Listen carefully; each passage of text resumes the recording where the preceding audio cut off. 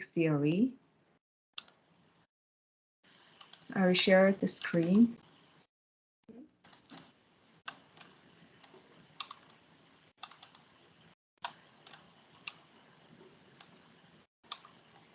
So there are some famous theories about psychoanalytic theories.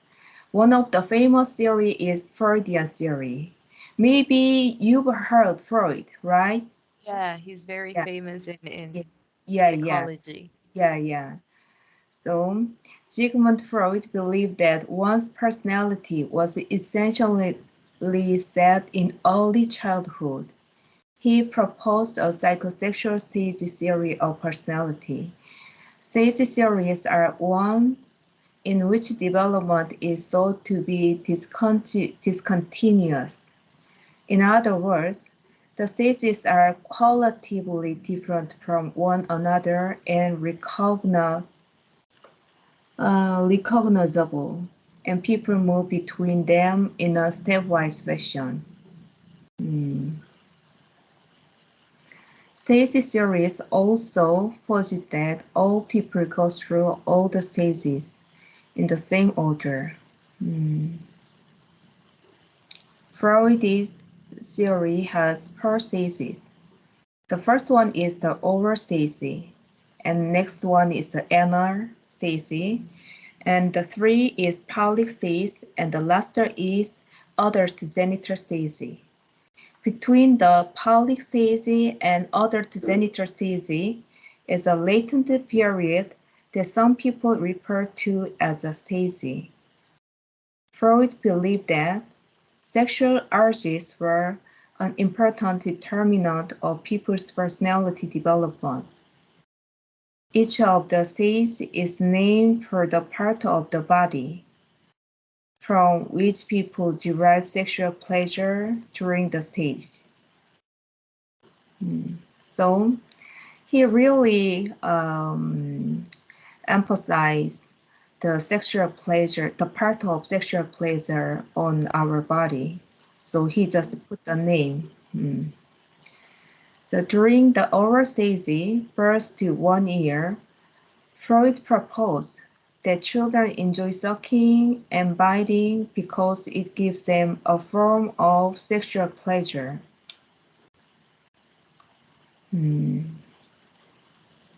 During the anal stage, 1 to 3 years, children are sexually gratified by the act of elimination.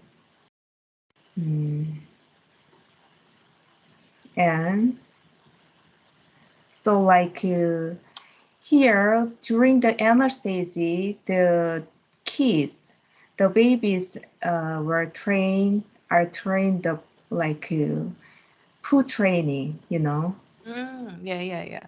Yeah, so they just gratify by the act of elimination through poo training, and it is related to the sexually gratify. And during the Paulic stage, 3 to 5 years, sexual gratification moves to the genitalia, like penis.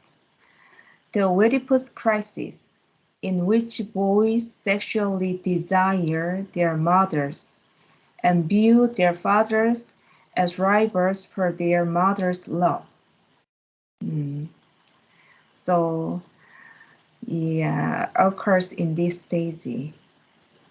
So their fathers become a rival for the boy. And some theories have suggested that girls have a similar experience. It is called Electra crisis, in which they desire their fathers and see their mothers as competition for his love. That's why the little girls say, I want to get married my father in the future when they're young, almost around 4 to 5 years old. It is like this Electra crisis. Oh, so it's common. Yeah, it is common. Both the Oedipus and Electra crises are named after figures in Greek mythology who braved out this conflict. In the phallic stage, Freud suggests that boys and girls notice their physical differences. As a result, girls come to evidence penis envy.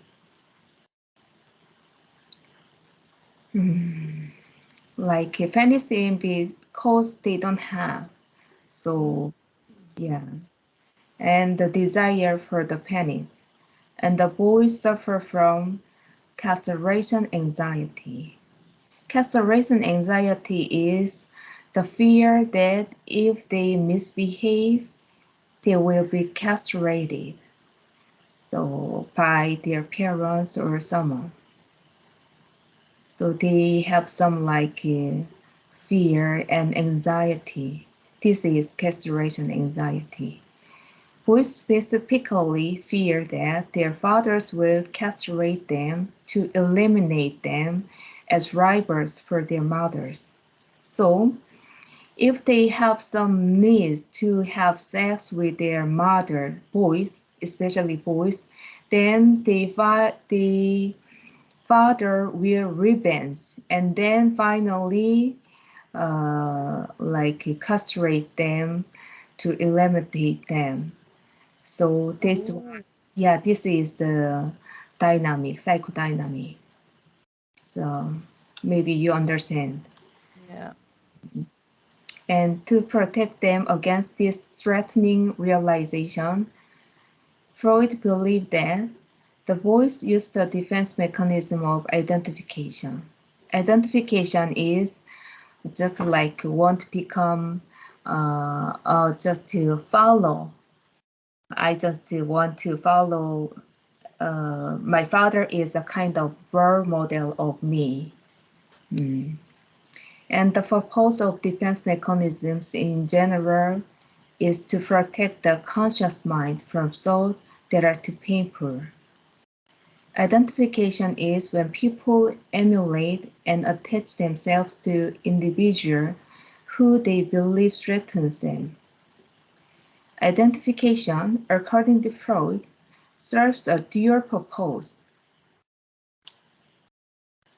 It prevents boys from fearing their fathers. It also encourages boys to break away from their attachment to their mothers.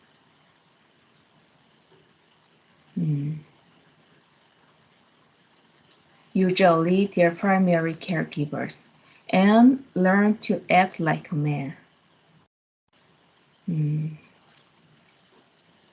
After the Pawlic stage, children enter latency.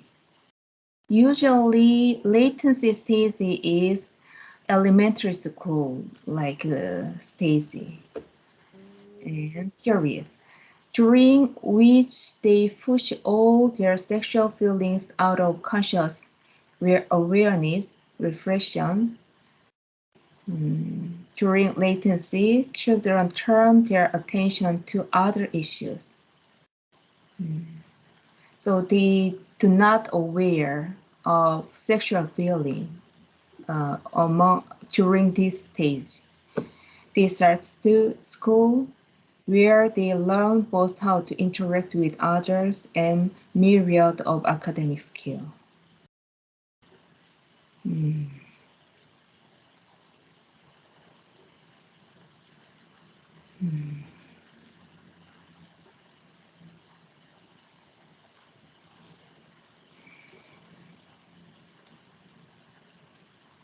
At puberty, children enter the last of Freud stages, the adult genital stage. People remain in this stage for the rest of their lives and seek sexual pleasure through sexual relationship with others. So, in this stage, usually the others find their counterpartner, like so, and they got married. So that's why this stage is the last stage in our lives. Freud suggests that children could get fixed in any one of the stages. Get fixated. Fixated means like a fixation could result from being either under gratified or over gratified. For instance, a child who was not fed regularly or who was overly indulged might develop an overfixation. Do you understand this meaning of the? Yeah. Yeah. So they just obsessed of these states. Such people, as adults, might have thus a tendency to overeat, a propensity to chew gum, an addiction to smoking, or another similar mouse-related behavior. Freud described two kinds of personalities, resulting from an anal fixation due to a traumatic toilet training. Because of traumatic toilet training, they just have some anal fixation. Someone with an anal expressive personality tend to be messy and disorganized. The term anal retentive is used to describe people who are meticulously neat, hyper-organized, and a bit compulsive. Fixation in the public stage can result in people who appear excessively sexually assured and aggressive, or alternatively, who are consumed with their perceived sexual inadequacies. These fixations result from psychic energy, the libido, getting stuck in one of the psychosexual stages.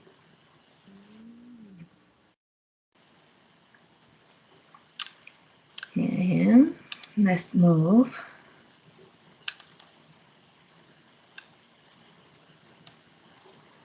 Freud believed that much of people's behavior is controlled by a region of the mind he called the unconscious. We do not have access to the thought in our unconscious. So like in real situation, we cannot access and we cannot reach to the unconscious.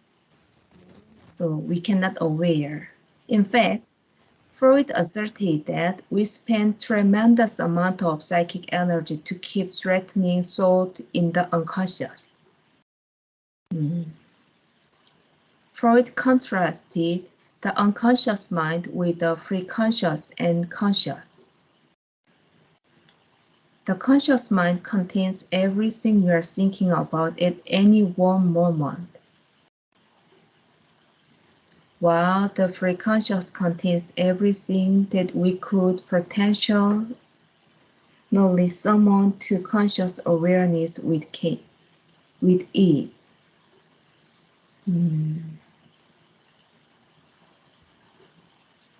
For instance, as you read these words,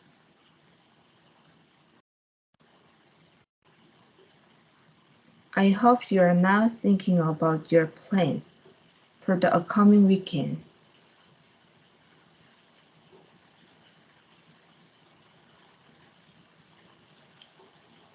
These thoughts were in your preconscious. You just like write down the plan on your planet, and then like once you like thinking about your planet, then you can you will know about the fact. Then it is preconscious. However, now that I have mentioned these plans, you have brought them into your conscious mind. So, preconscious and conscious is just converted easily. Freud posited that the personality consisted of three parts: the id, ego, and superego. Id is in the unconscious and contains instincts and psychic energy. So it is we don't know well, we cannot aware. Freud believed two types of instincts exist: eros, the life instincts, and thanatos, the death instincts. Libido is the energy that directs the life instincts. So eros is the life instinct. It means like we want to live longer and we want to produce something. So it is related to something, some kind of like productive activity. And thanatos is related to the death instincts and suicide, or kill something, or destroy something. Maybe you understand this meaning, right? Yeah, like do separate things, but people actually think of that. Yeah. Libido is the energy that directs the life instincts. Eros is most often evidenced as a desire for sex, while thanatos is seen in aggression. So there is a table. So it follows the pleasure principle, exists from birth, and ego follows the reality principle, and it emerges around age 2 or 3. And superego, it acts as a conscious, and it develops around age 5.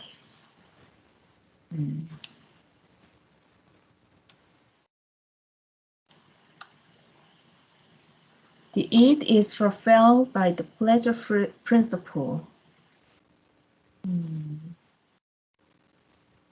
It wants immediate gratification. The id exists entirely in the unconscious mind.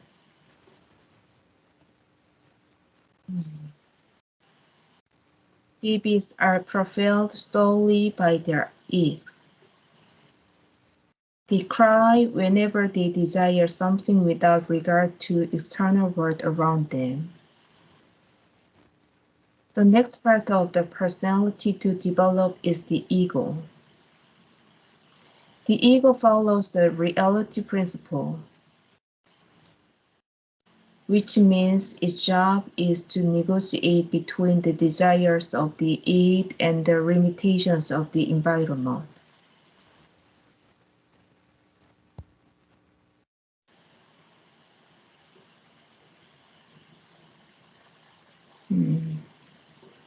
Ego is partly in the conscious mind and partly in the unconscious mind.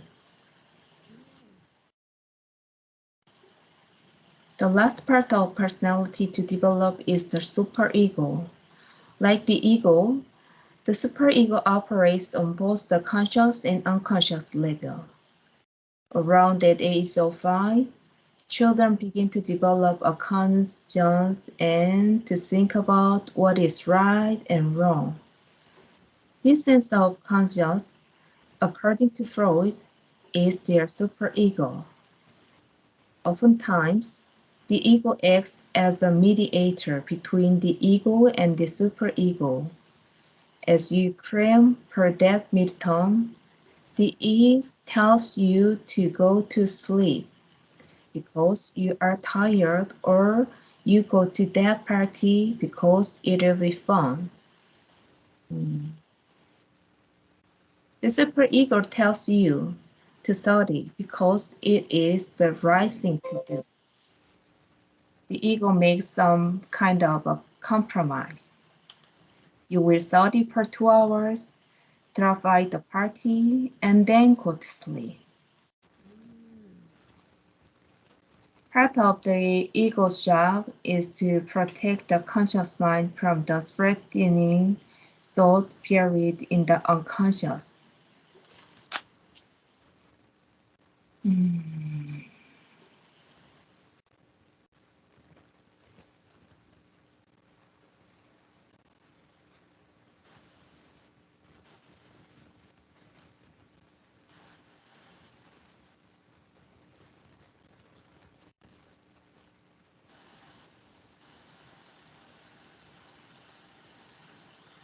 The ego uses defense mechanisms to help protect the conscious mind.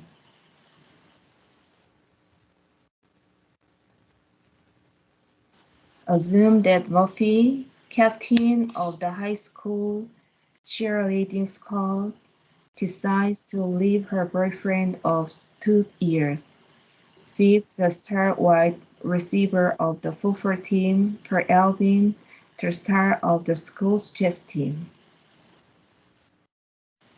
Needless to say, Viv is devastated, but his ego can choose from a great variety of defense mechanisms with which to protect him. Some of these defense mechanisms are as follows.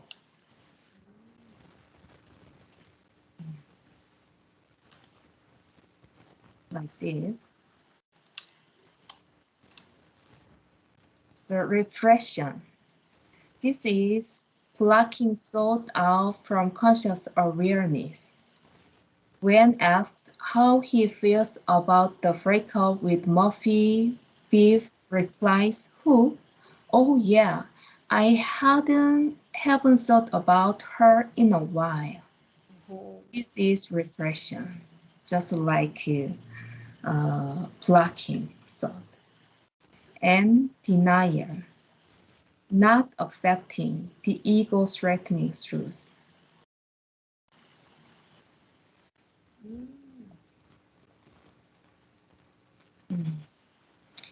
Biff continues to act as if he and Murphy are still together.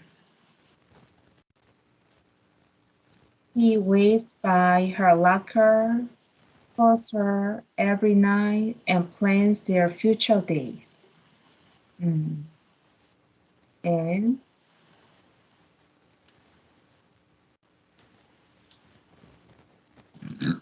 displacement,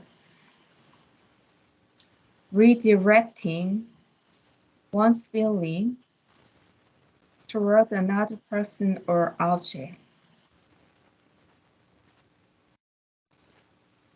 When people displace negative emotion like anger, they often displace them onto people who are less threatening than the source of the emotion.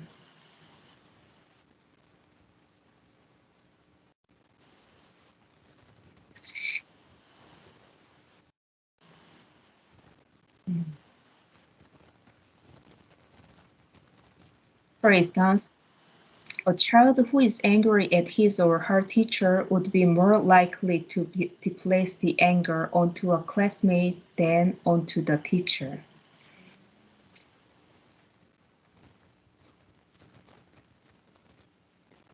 Pip could displace his feeling of anger and resentment onto his little brother, pet hamster, or football.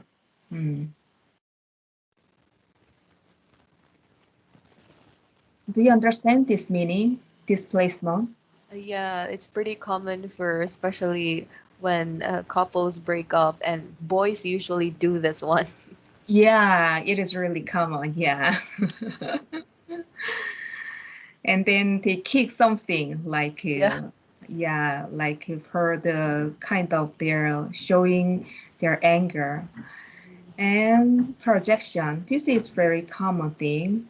believing that the feelings one has toward someone else are actually held by the other person and directed at oneself.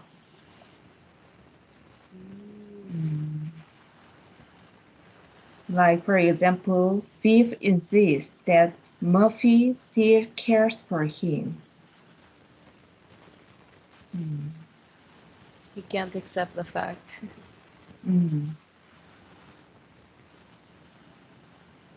And reaction permission, expressing the opposite of how one truly feels.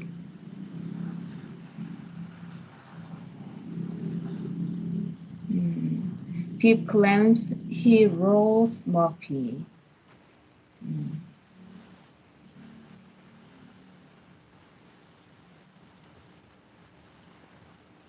Regression, returning to an earlier, comforting form of behavior.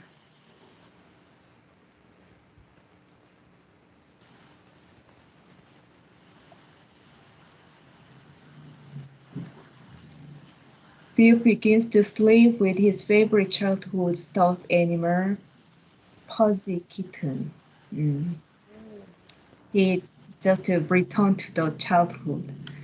And rationalization, coming out with the beneficial result of an undesirable occurrence.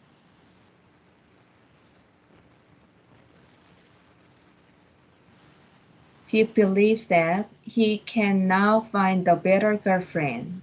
Murphy is not really all that pretty, smart, and fun to be with. He's so bitter. Yeah. Ah, Just to get over with the girl. yeah. So, and intellectualization. Undertaking an academic and emotional study of a topic. Mm. Deep embark on an in-depth research project about failed teen romances.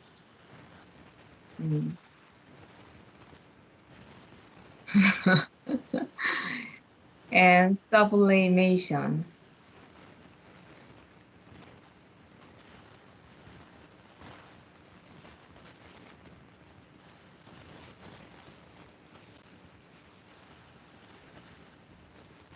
Channeling one's frustration toward a different goal.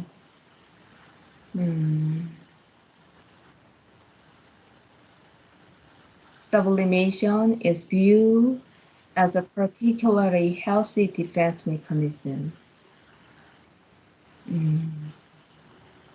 Viv devotes himself to writing poetry and published a small volume before he graduated high school.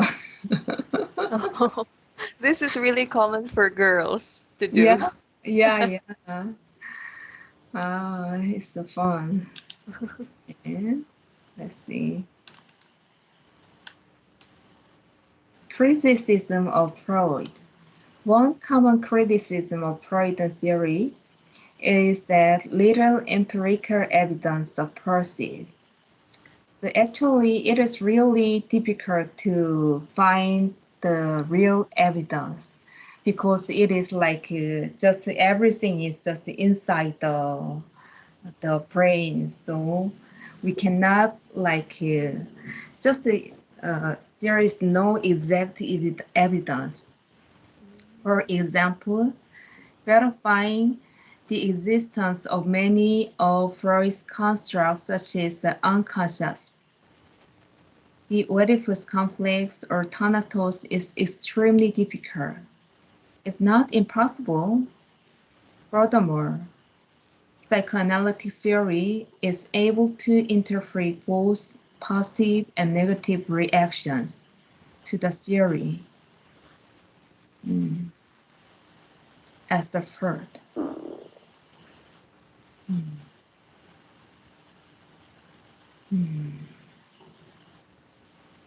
For instance, Suppose the man who is convinced by his analyst's suggestion that his difficulties stem from an unreserved attraction to his mother, and the man who also ferociously protests this idea can be accommodated by psychoanalytic theory.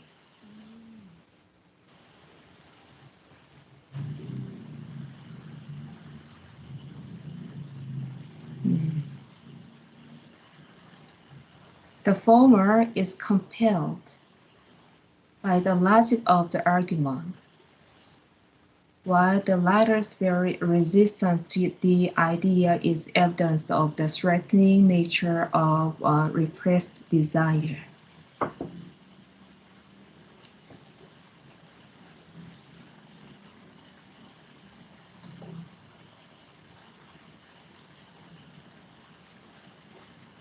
In addition, Freudian theory has little predictive power.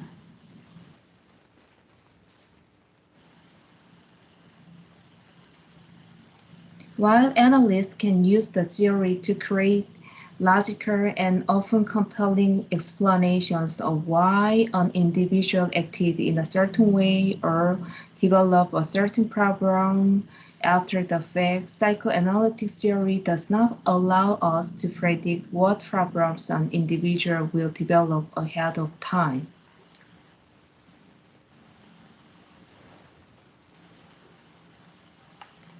Psychoanalytic theory is also criticized for overestimating the importance of early childhood and of sex. Much contemporary research contradicts the idea that personality is essentially set by the age of 5. Similarly, Freud's almost exclusive focus on sexual motivation led some psychologists to try to broaden the theory.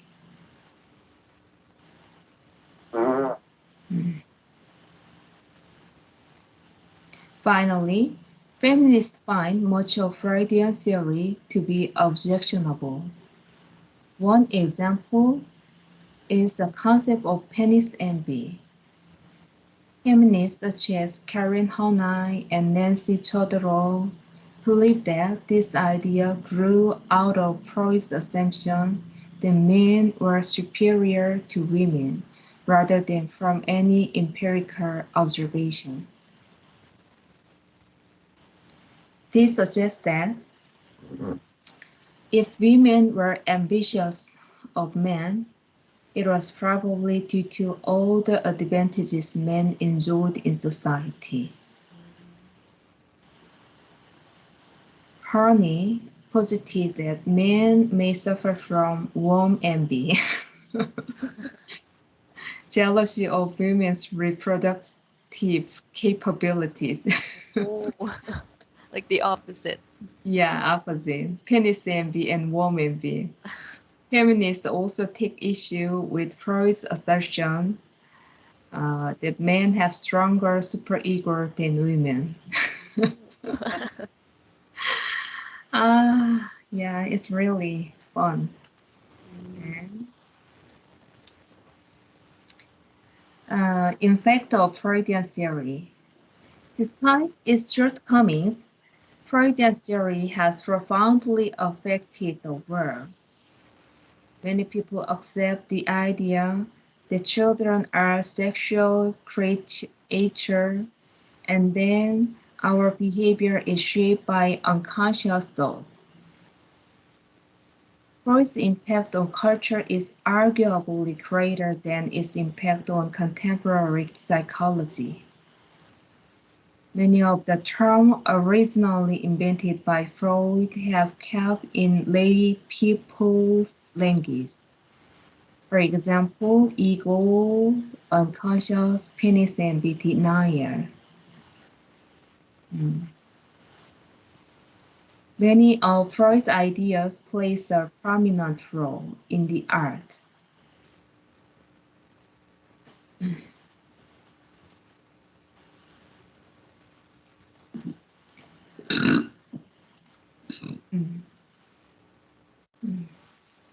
Salvador Dali's surrealist paintings are said to depict the unconscious, and Woody Allen's film frequently feature a character undergoing psychoanalysis and playing out a Freudian drama. Actually, Freudian theory influenced a lot of culture, not only European, not only art like song, but also some paintings and some like novels also influenced by Freudian. And let's see more psychodynamic theories. A number of Freud's early followers developed offshoots of psychoanalytic theory. These approaches are now usually referred to as psychodynamic or neo-Freudian approaches.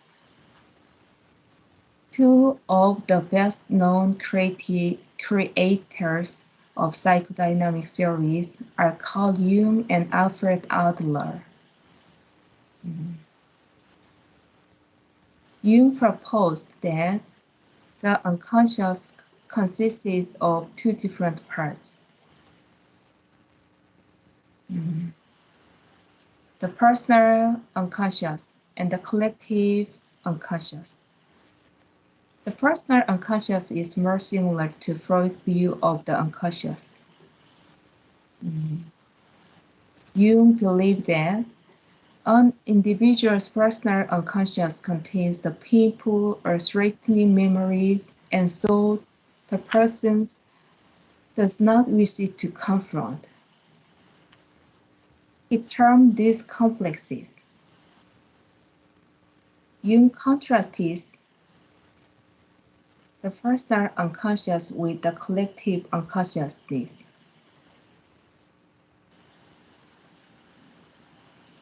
The collective unconscious is passed down through the species and, according to Jung, explains certain similarities we see between cultures.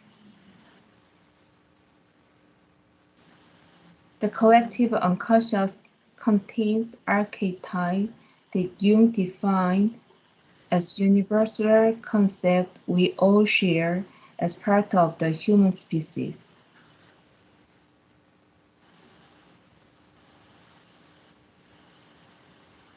For example, the shadow represents the evil side of her. Let me see.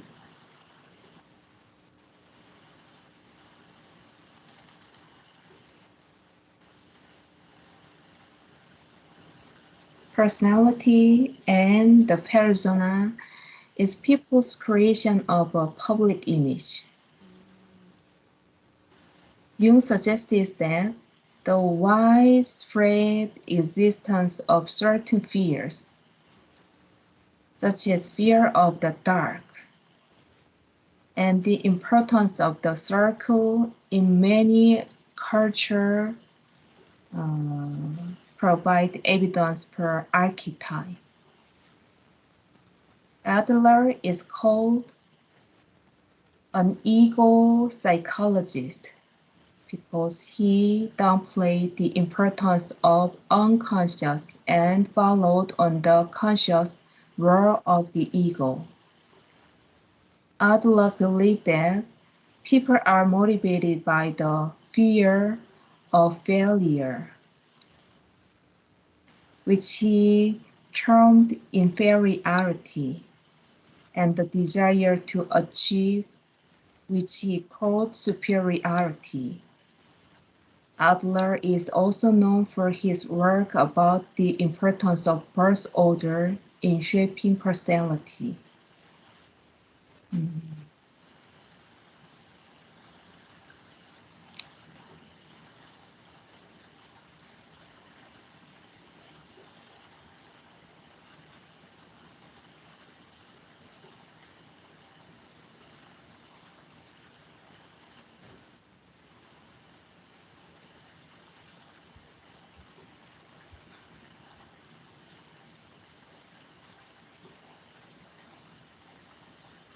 Trait theories. Trait theories believe that we can describe people's personalities by specifying their main characteristics or traits. These characteristics, for example, honesty, laziness, ambition, are thought to be stable and to motivate behavior in keeping with the trait. In other words, when we describe someone as friendly, we mean that the person acts in a friendly manner across different situations and times. Some trait theorists believe that the same basic set of traits can be used to describe all people's personalities. Such a belief characterized a nomothetic approach. For instance, Hans Eysenck believed that by classifying all people along an introversion extroversion scale and a stable unstable scale, we could describe their personalities. Raymond Cattell developed the 16P8 personality factor test to measure what he believed were the 16 basic traits present in all people, albeit to different degrees. More recently, Paul Costa and Robert McGrath have proposed that personality can be described using the Big Five personality traits: extraversion, agreeableness, consciousness, openness to experience, and emotional stability, or neuroticism. Extraversion refers to how outgoing or shy someone is.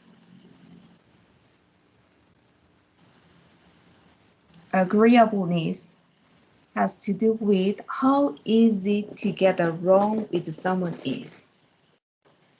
People high on the consciousness dimension tend to be hardworking, responsible, and organized. Openness to new experience is related to one's creativity, curiosity, and willingness to try new things. Finally, emotional stability has to do with how consistent one's mood is.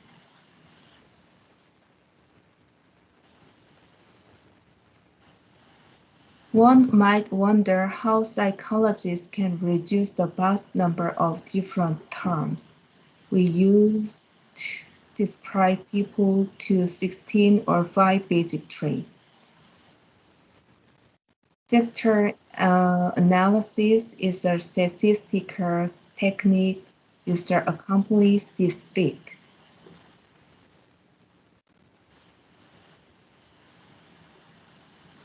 Factor analysis allows researchers to use correlation between traits in order to see which traits cluster together as factors. If a strong correlation is found between punctuality, diligence, and neatness, for example, one could argue that these traits represent a common factor that we could name consciousness. Other trait theorists, called idiographic theorists, assert that using the same set of terms to classify all people is impossible.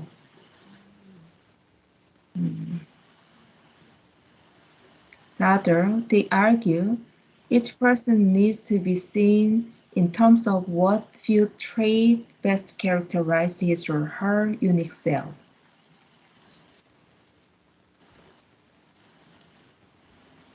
For example, while honesty may be a very important trait in describing one person, it may not be at all important in describing someone else.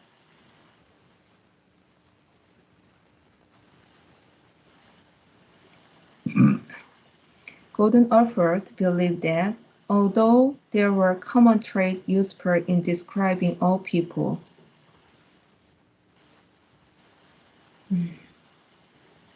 a full understanding of someone's personality was impossible without looking at his or her personal trait.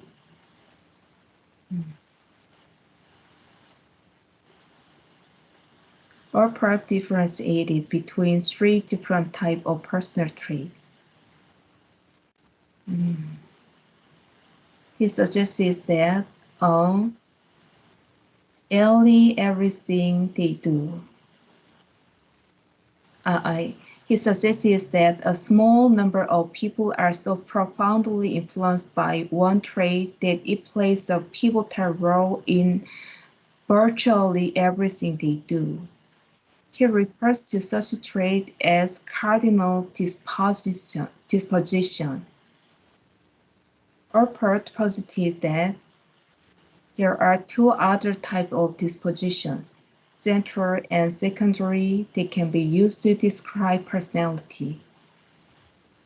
As their names indicate, central dispositions have a larger influence on personality than secondary dispositions. Central dispositions are more often apparent and describe more significant aspects of personality.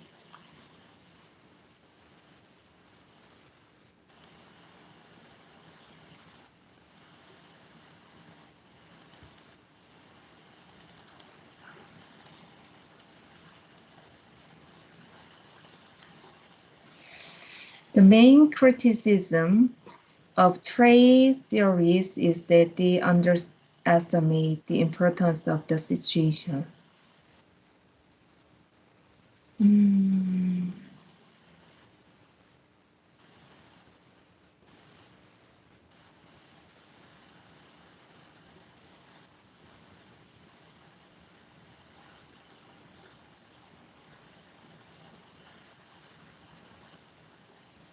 Nobody is always conscious or unfailingly friendly. Therefore, critics are sought to describe someone's personality. We need to take the context into consideration. So far, so let's continue the biological series. Let's do tomorrow, okay? Okay. Do you have any question? No, no, I don't have any questions. This is really interesting because Yeah. this is very relatable and this happens in real life. So Yeah, now I know the terms to use. yeah, and especially the things like defense mechanism is really fun, and then we can easily apply to our daily lives, and moreover the personality type, and also it is really fun. So five trait is really yeah applicable. So maybe and the Freudian theory and like id ego super ego is also very famous, and then it is really so mm, like Yeah, I yeah really love Sigmund Freud's like his studies, like yeah everything. It's yeah really good. yeah so it is really fun. So actually my master's degree and my major it was like psychoanalytic theories, so it is really like fun. Yeah. But Mm. my major was like modern psychoanalysis. So but I've learned a lot everything from since because Freud is the first theorist. So I've learned everything since Freud to the modern psychoanalysis. So I've learned everything. Yeah. Wow, great. Yeah. So it is really fun. So I'm a kind of like a practical psychoanalyst. Yeah, now. I So I'm see. training now. Yeah. So let's continue tomorrow. See Yeah, you. is it the same time, like 7 p.m. too? Yeah. Okay, I see. So yeah, we'll see you tomorrow at same time then. Yeah. Bye Thank bye. you. Goodbye.